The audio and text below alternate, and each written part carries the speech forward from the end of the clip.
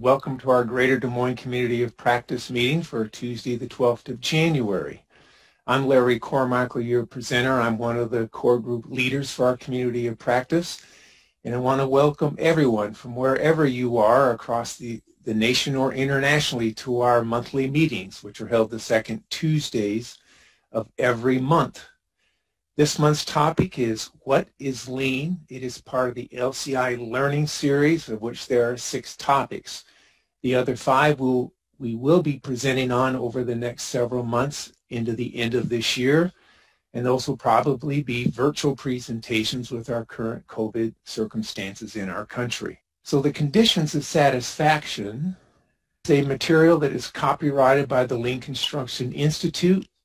The slides may not be copied or used in any other way than this presentation.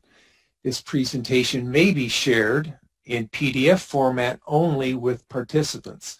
Contact me after the meeting by email, and I'll share my email address again in the closing slides. So if you'd like a PDF version of today's slides, I will send that to you. Now, the Lean Learning Series is facilitated to have discussions. Now, when we hold these meetings live, it's a lot easier in a room of 50 people to break into small groups. In the interest of time and the complexity of having small groups, we're going to do our discussions using the chat feature in Zoom.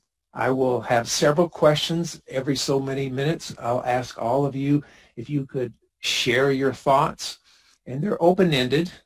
And I'd like you to participate, and then we have Jenny with the Whites Company who will read those off as they come in. So I want to encourage you to engage with us and share, because I think even in the virtual world, we can learn something from one another.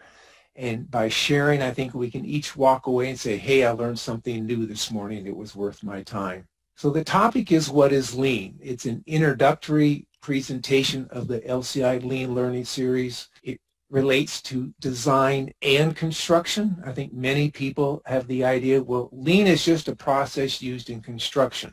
It is also used in design, and it has been used in manufacturing for many, many decades. So this is the first. So what is lean? It's introductory. If you are looking for continuing education credits for either AIA or the AGCCM Lean, which I use, or any other CEUs, you'll have to self-report, as we don't have the ability with LCI to issue attendance certificates. So let's get started. Your lean journey to mastery is what we'd like to have you think about. And for some of you this morning that have tuned in, lean may be brand new and you may be unaware. For others of you, you're already aware and you're learning more about lean practices and how to apply those to improve the efficiency on your projects. So lean's a journey, not a destination. It's a journey of continuous improvement and learning. And we'd like you to realize that to go from unaware to aware requires a lot of learning about the fundamentals and the tools. Everything from understanding up comes one way, and that is through using what you've learned. And I'll close the presentation this morning discussing that again and how you can move from unaware to aware, and after reaching the awareness, start to understand the lean principles. So let's break out for our first chat blast, or our first discussion here. What are your dissatisfactions with the way projects currently go? Now, this is set up for groups of 3, but here in the virtual world, we'll use the chat feature. So I'd like you to open your chat and think about your dissatisfactions, the way your projects are currently running. I know many of you have greatly successful projects, but what are some of your dissatisfactions? And go ahead and type them and hit the enter key. Then I'm going to turn it over to Jenny and have her read off a few of these so we can kind of get a consensus where everyone is. Jenny, do you have any comments yet?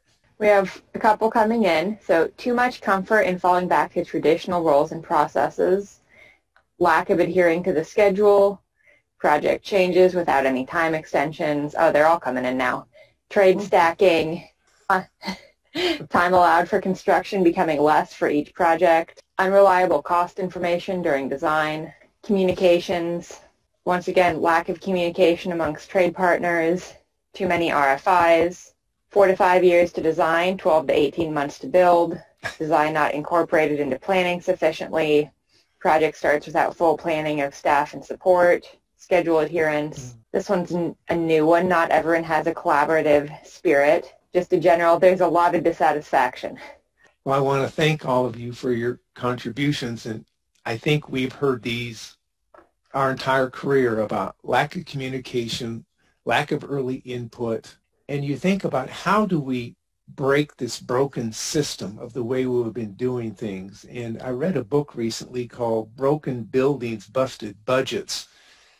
And I think if you're ever going to stand a chance to bring some efficiency to your projects, I think lean tools are the way to get there, but that's my obviously subjective opinion.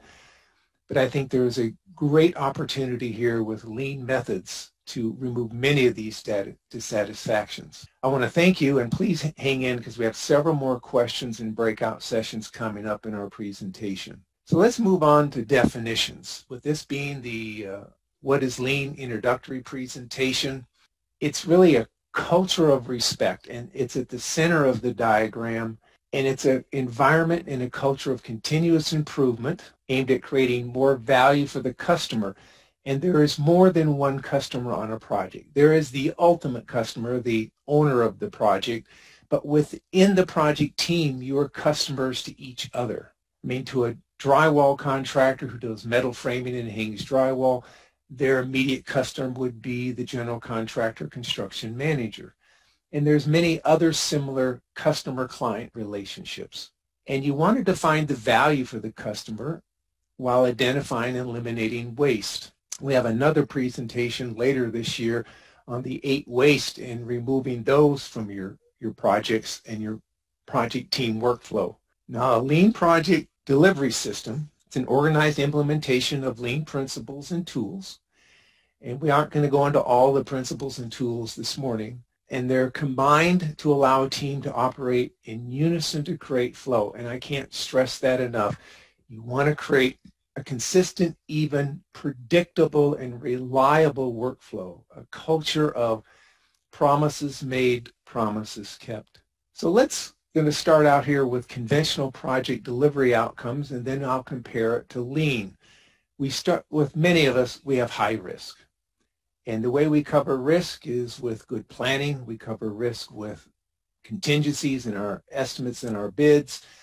It is a high-risk environment, and we each traditionally share this risk in our own silo, by ourselves, as a contractor, subcontractor, supplier, designer, and even the owner has risk in our traditional project delivery. I was an owner's representative and owner's agent for almost 9 years, and we always had our own contingency funds in case the contingency with our general contractor construction manager ended up being empty again, because we still had a bottom line to protect, just like the builders. LCI data and from research has shown that 70% of projects are delivered late.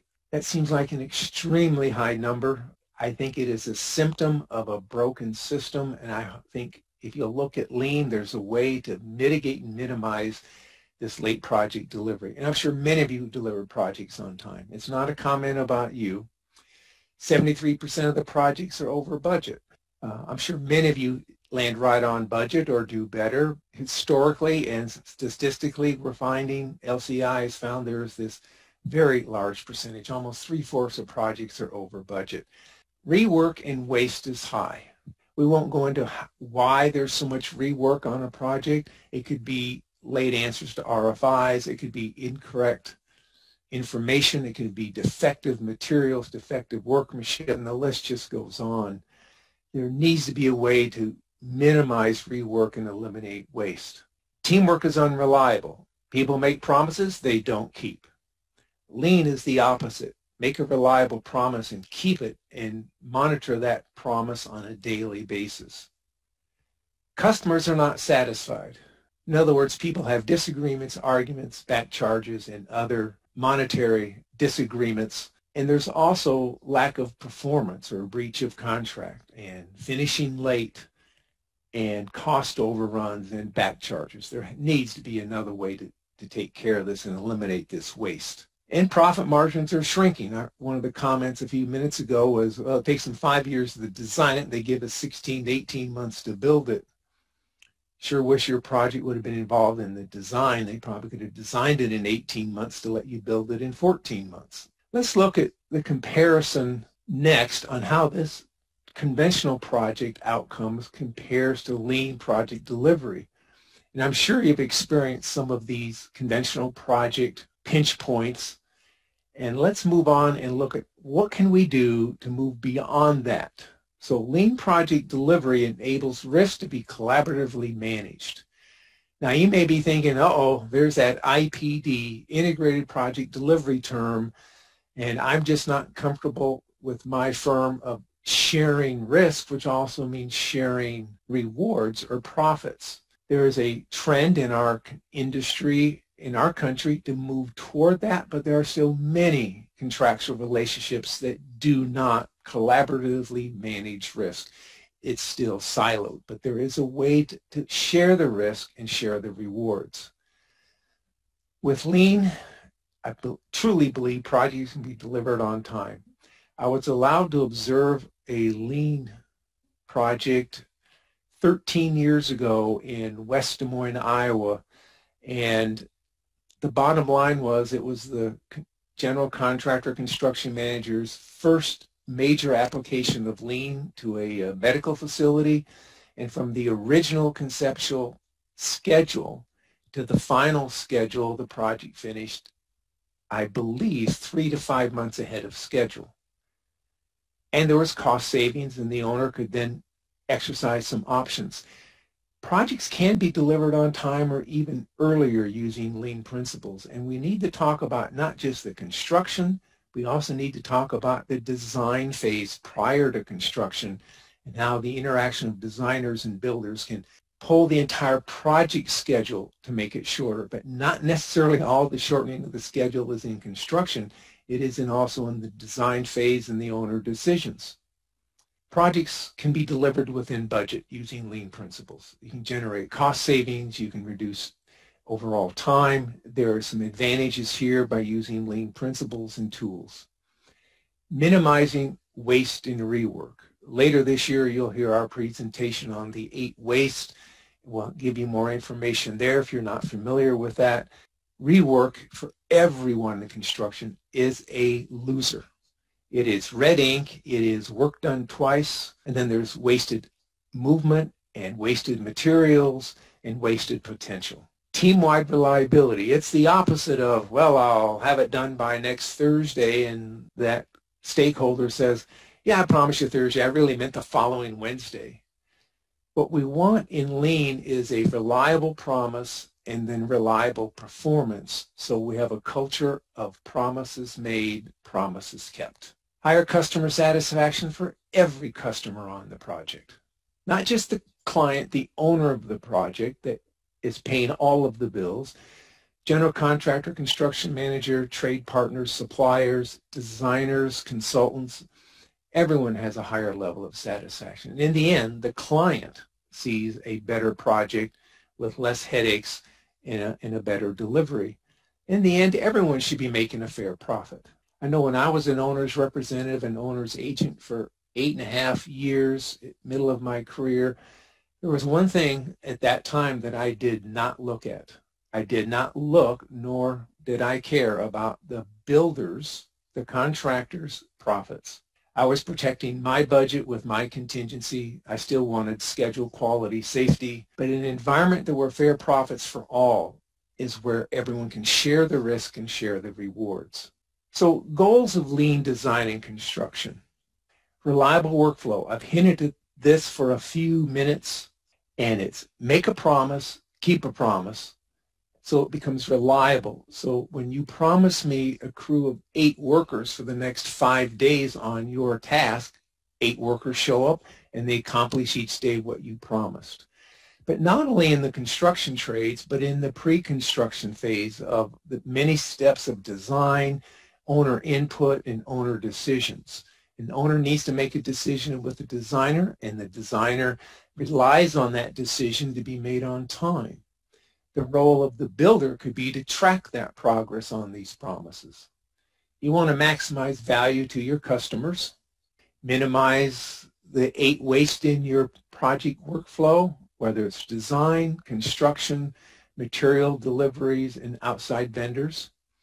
Optimize the whole, not the parts. In other words, we're not looking at your silo, we're looking at our project. We're all in one silo together is another way to look at it. And you need to develop a discipline of learning and continuous improvement. I can't stress this enough, is that continual reflection, and I'm going to mention that here later in the presentation about the Plan, Do, Check, Act. Now you're thinking, all right, what are the benefits of Lean? Every one of you, I'm sure, are committed to a safe work environment. Many, many builders have projects and companies that go hundreds of thousands or millions of hours worked without recordable incidents. It is in everyone's best interest you be safe on your projects, and Lean can help enhance safety. It will help reduce incidents and injuries. A Lean project isn't cluttered. There aren't the hazards. There's a greater awareness of how to run a project safely. People are in the area at the right time, in the right sequence, with the right material and the right equipment, and you're not walking all over each other. We want projects completed more efficiently, which should result in every one of the stakeholders having a profitable experience within the project. Increase productivity for everyone from designers to the contractors, those performing the work, whether at their desk or on the job site. Increased productivity should improve your bottom line. And of course, we want every stakeholder satisfied, and that's one of the benefits of using Lean. We're going to break out again for another discussion question this morning, and I would really appreciate your input. And Jenny, I'm going to let you watch the chat feature and see what comes up. So in what ways do the goals and benefits of Lean address the dissatisfaction shared earlier? In what ways do the goals and benefits of Lean? Let's take a couple minutes, and if you would really share, we would love to hear, and Jenny will read them off as they're posted. Jenny? First one is eliminating silos. Engagement by the entire project team, streamline the whole process, reliable promise keeping, which leads to improved accountability and better schedule, last planner system, predictability of schedule, helps complete project more closely to owner's desired timeline, accountability, no rework, no value engineering, eliminating RFIs and goal of 0% change orders. I've never met an owner that doesn't change their mind at least once, but that's a good goal. There's owner changes, and then there's just changes generated by lack of proper information, an incomplete scope of work. Well, let's move on then. Let's introduce the topic of the 6 tenets of Lean. In this introductory presentation, I'm going to spend a few minutes going through the 6 of these, as you see, from respect for people, which is at the center of the 6 tenets, to optimizing the whole, generating value, eliminating waste, focus on flow, and continuous improvement. Now, the next several slides, I'm just going to put up what LCI has written and emphasize a few of the concepts that are part of all 6 of these tenets. Without respect for people, Lean does not work. You need people on a team that have mutual respect for one another. You need them to collaborate across their teams, not work in separate silos, but work in one silo of a project team, and you want to optimize the overall value of the project. People that don't feel respected won't participate. It needs to be a culture of respect from senior leadership down to every stakeholder on the project team. I've seen this firsthand. And when the respect is there, people open up and they will participate. They will make promises and they will keep them. Now, optimizing the whole, not just the parts. A lot of people say, well, Lean is using a tool. Yes, there are many tools for Lean practice, like the last planner system, using BIM to 3D model everything, and other tools. But beneath the tools, you need a shift on how people and teams view the processes. Teams need to continuously learn, and I'm talking about daily, weekly, identify value and make sure they understand what value is, eliminate waste so that the project is better and more successful. It's not about me and my silo. It's about us on our team. I really like looking at the analogies of professional sports that are team. Each person has a different role, and yet they all have one central focus, the success of the team. And if they're successful at their role, then the team is successful overall. The third tenet is focus on customer-defined value. And I think many people miss this one. You have to have the ability to understand and refine the definition of value from the customer's point of view. So for the designers, they look at their customer, the client, what satisfies them. They have a program, they have functions, they have other aesthetic features they want met, they have functional requirements. The builders, from the GCCMs down to all the trade partners and suppliers and vendors, they have a different customer and they have a different point of view. And I think until all of those are considered, I think people miss that the culture of lean on a project involves understanding every customer's point of view. The fourth tenet is eliminating waste. And here I have listed the 8 wastes, which we will cover in another monthly meeting later this year. And those are defects, waiting, transportation of goods, motion, inventory, excess inventory, overproduction, and unnecessary process steps, which is a great opportunity to remove waste, is remove unnecessary processes, whether it's in decision-making, steps of design, or the actual construction of the project. You can't remove waste until you know what is of value to each customer. And if there's no value, get rid of it, is the way lean approaches things. And let's look at number 5 here, the focus on process and flow. Project team members collaboratively work to find ways to eliminate non-value adding steps. I believe that I know I've seen this where a builder was working on the reinforcing steel shop drawings and they switched to a 3D modeling approach. This is about 6 years ago, and they worked with the structural engineer in kind of a virtual model exchange and were able overall to reduce the submittal process and approval process by 6 weeks on a major athletic project. And it really did work. I talked to the individual with the manager, construction manager, and I said, what's this like? He said, it is just a nonstop daily conversation with the structural engineer as I 3D model the reinforcing steel, and we work out the conflicts every day so that these can be approved and fabricated. And that process was collapsed by 6 weeks, which had a direct impact on the foundations of this athletic stadium addition. It really does work. They eliminated the steps of, here's a complete set of drawings, you review it and it comes back rejected. They were collaborating and reviewing as they detailed it. So I know it works.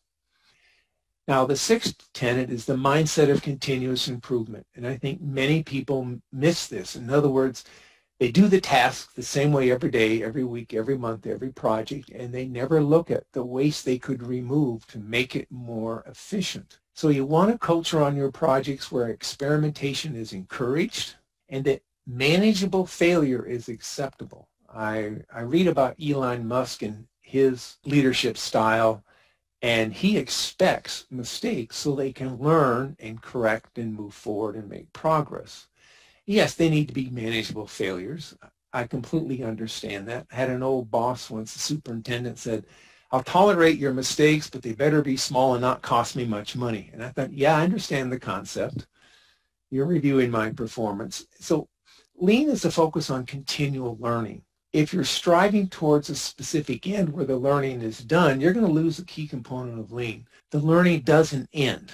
It's about collaborating between each other, sharing ideas, evolving and refining approaches, continuously improving your approaches every day, every week, and improving next week what you just did this week. I can't stress enough that the environment where you continuously improve, and the builders I've talked to and the field leaders I've talked to that have built many data centers, they said there isn't one data center we build that's the same, because by the time we start the next one, we found a more efficient way, a different detail, a different sequence. So even though we're building the same product over and over, building after building, there are changes in details, sequences of construction, and other design features that make the next project more efficient. So optimizing the whole is the whole point here. Value optimization encourages looking beyond local and individual efforts. What I say is look outside your silo and move out of your silo into the project team to study the overall outcome in determining where value is added or waste can be eliminated. All of us working together on a lean project. We're going to go into another short question here. Discuss how traditional contracting methods break down, optimizing the whole by the inherent nature of the contract. In other words, forcing all to optimize their piece of it at the expense of the whole. I've said for years to builders, until we sign different contracts and the relationships change from us being adversaries to teammates, this will continue. It needs to be contracted different so that we are rewarded for cooperating, not rewarded for just us succeeding. So would you please share some of your thoughts on this one? And Jenny, I'll ask you again to read those off. Got a couple coming in. So trade stacking and burying other trades, no connection to success of designers for contractors and contractors for designers. I really think we need to change our contractual relationships, and I know that's way outside many of you in your comfort zone, everyone from your corporate legal team to even ownership of the company. You've got to look at a team sport as a team sport, not the quarterback against the center or the quarterback against the running back. It needs to be a team effort. And our contracts need to allow a team collaboration of sharing risk and sharing rewards. We have one more that goes pretty closely with what you just said. It's all about the culture on the site. That reminds me of this project, this medical facility. I was allowed access to some of their lean planning meetings 13 years ago, and I asked one of the project engineers who was my past student and when I was teaching at Iowa State University, and she said to me, it is a different culture and it changes everything that I do every day, and I like it. I thought, well, that's positive, and here we are 13 years later, and it really does work. Well, let's move on here to generating value. This is a quote from the Toyota Way. As noted, it is a book that I read in a study action team or a book club held over lunch with a Des Moines builder in their conference room, and I attended this every so many weeks until we made it through the entire book. It was my first introduction to lean concepts, and yes, it is manufacturing. It's a great read. If you haven't read it, I think I'd advise you to take a look at it. You'll say, yeah, some of this doesn't apply to construction, but I think it does. If it is not something the client is willing to pay for, it is non-value added. Everything else is waste and therefore should be eliminated, simplified, or reduced. If the client won't pay for it, stop it. There has to be a way to improve the efficiency on your projects and your project teams, and in the end, improve the success of your project. I have two questions here. Let's discuss the first one. How does it differ from how we usually what we usually determine about value? What's normally value to you? It may be for a trade partner, profit. For the owner, it's budget, schedule, quality. Larry, we had one more answer come in for the last question that I thought was worth sharing. The whole principle that contractors are out there to take advantage of the owner goes against lean principles. But it goes the other way too. I have had clients in my early career, their attitude toward me was, if I'm not hassling you, and as their architect said to me on one project many decades ago, if you're not behind schedule and losing money, I'm not doing my job as the owner's architect.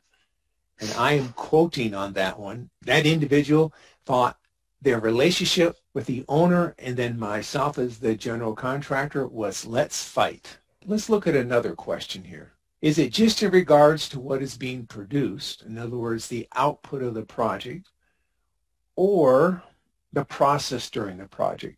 Lean is a process-focused environment and culture. Any comments on this one? You agree, disagree?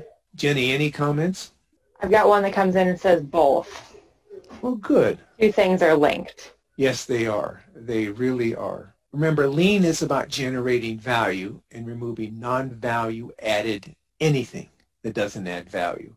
Well, lean focuses on the flow of work on a project and not just the construction, as I've mentioned earlier, but also owner decisions, pre-construction activities, design, interaction with permits and zoning. Everything in pre-construction has a workflow to it. Now in this diagram, waste looks like the squiggly line between A and B. It looks like forward movement, backward movement, and the whole point of lean is let's just get there in a straight line in an efficient way. Here's a quote from the creator of the Toyota production system. The goal is to produce the right product at the right time, in the right quantity for the customer, and to produce exactly what you need and nothing more. It would be like a concrete contractor that forms the concrete so fast the rebar installer can't keep up, and therefore the placement crew can't place it. In other words, there needs to be a synchronized rhythm, and that's an obvious example, but there are many examples. You can go into design.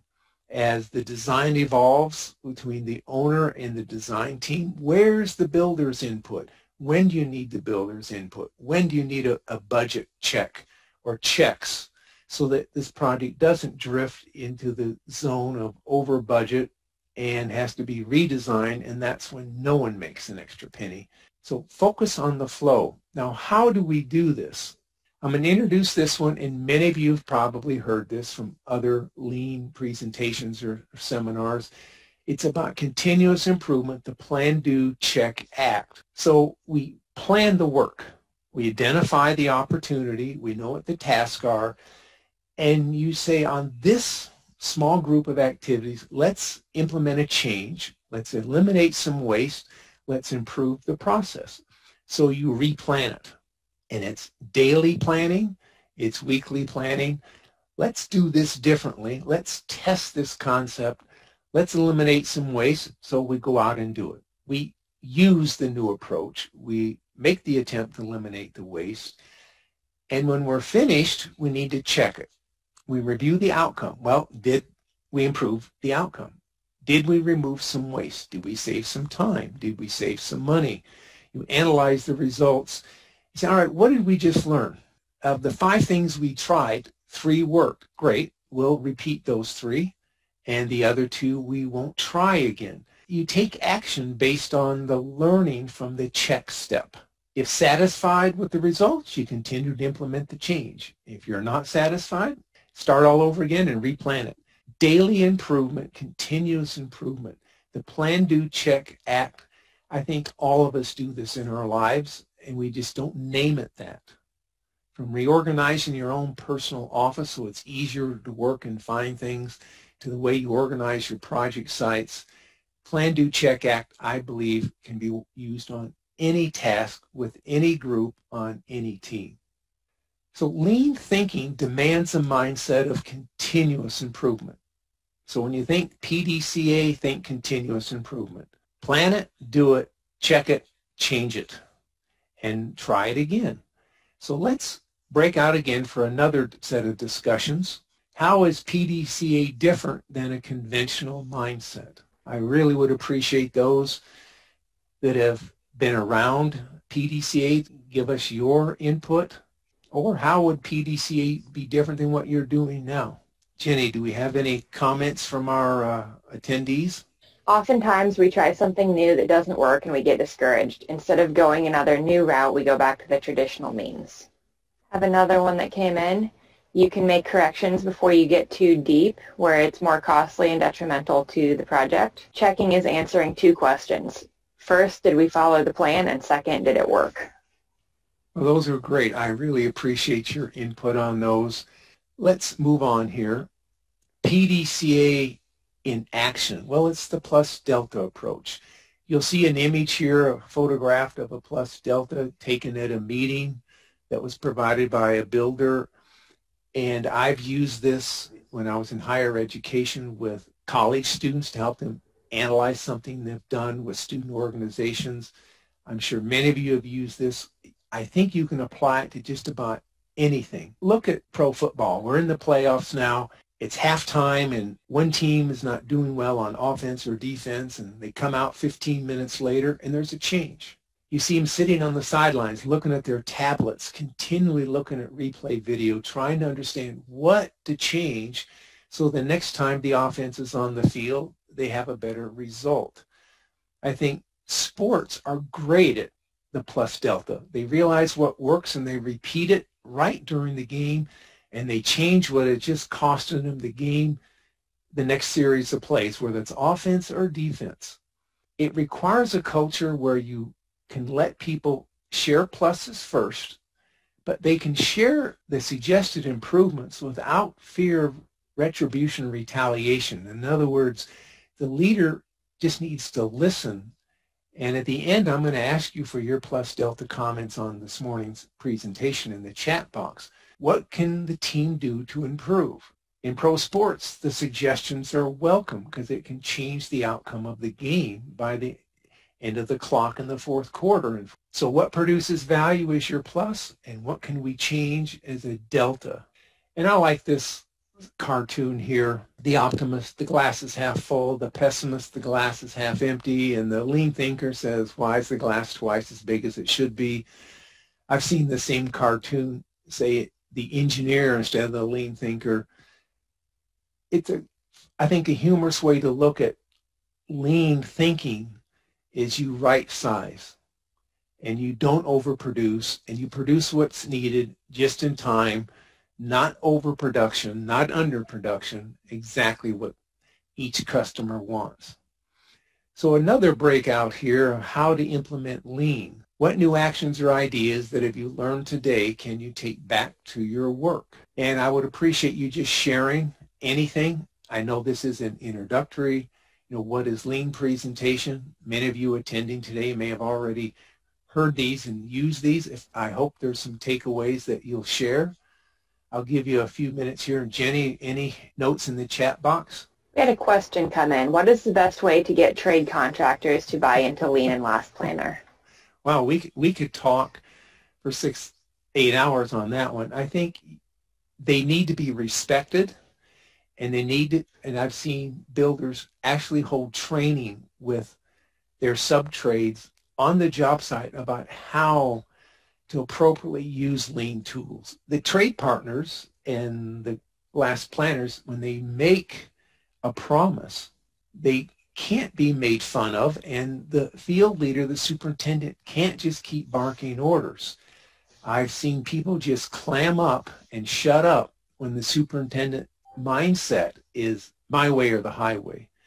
It needs to be the opposite. And I've spoken with builders where that superintendents resign because they refuse to let the Last Planners have input in the plan.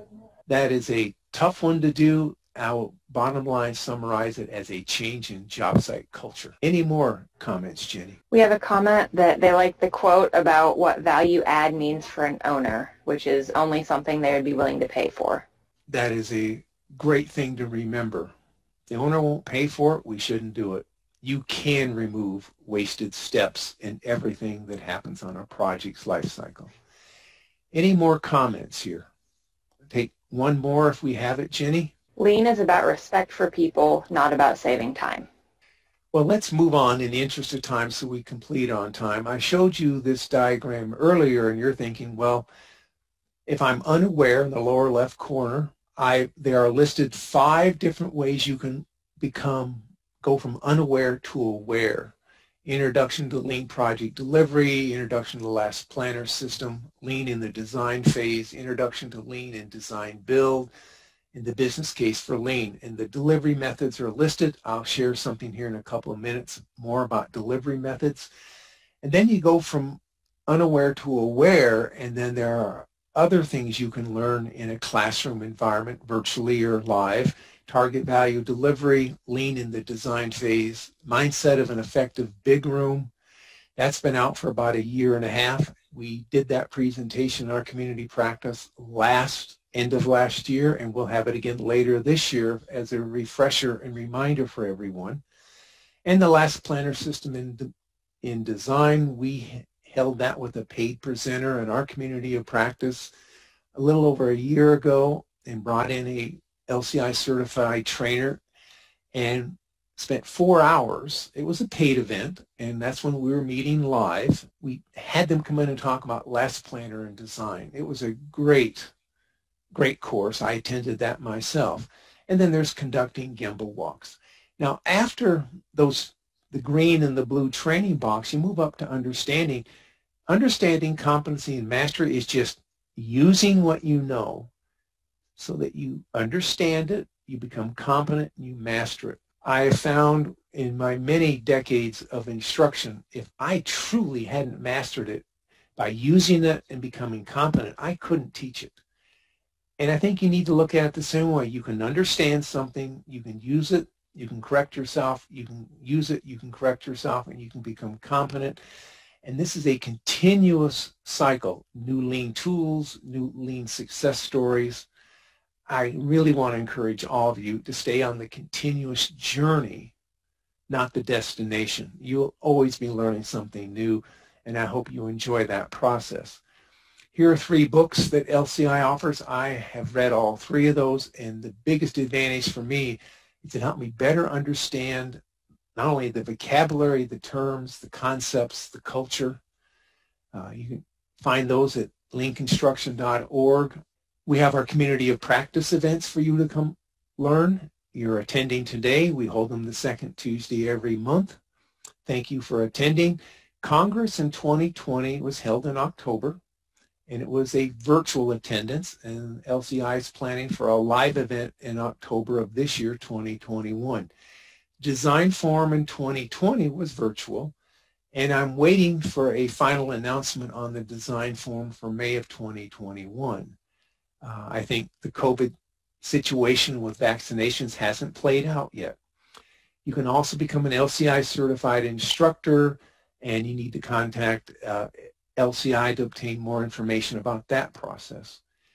LCI offers e-learning, and I won't read these off to you, but you can earn continuing education credits. They have a on-demand video series. You can pay for those either individually. You can get volume discounts as a corporate member. You could pay a discounted price to have multiple attendees in the same room. There's some great e-learning products out there, more than there have ever been. E-learning courses, here's 5 of them. You can check these out at leanconstruction.org. I've taken some of these live and some of these virtually. And now in the true culture of lean, I would like all of you that are still with us to offer some plus delta comments. We can capture the comments. Jenny will capture and copy and download all of the comments, and just put the plus symbol in front of your pluses and either the word delta or a minus sign in front of your delta comments. We do realize that virtual has its limitations. We do appreciate you signing in virtually this morning. With the time that's left, about 8 minutes, I would really like to hear your plus deltas. Go ahead, Jenny. We've had one come in. A plus was great chat contributions. Up, we've got several now. All of these pluses: good participation, great examples by Larry to tie in the content with real life, good use of chat to facilitate discussion. The structural design example that Larry used was a great example of how time is lost during structural design review, plus good explanations. We have one more plus, so great overview and reminder of overall principles. Then we have some deltas, more real-world examples. I am honored and feel privileged to represent our community of practice, so I greatly appreciate your honest feedback. And before we close out here, I want to say thank you again for attending. We have our own LinkedIn page, and if you just go to LinkedIn and search for LCI Greater Des Moines Community of Practice, you can find us, and would you please follow us? We are going to post announcements about all of our upcoming meetings on our LinkedIn page. If you want more information from LCI, there's their info email address. If you want the PDF version of the slides from this morning's presentation, there's my email address as noted. Thank you again for attending. I look forward to seeing you next month on the second Tuesday of February for another virtual meeting of the Greater Des Moines Community of Practice.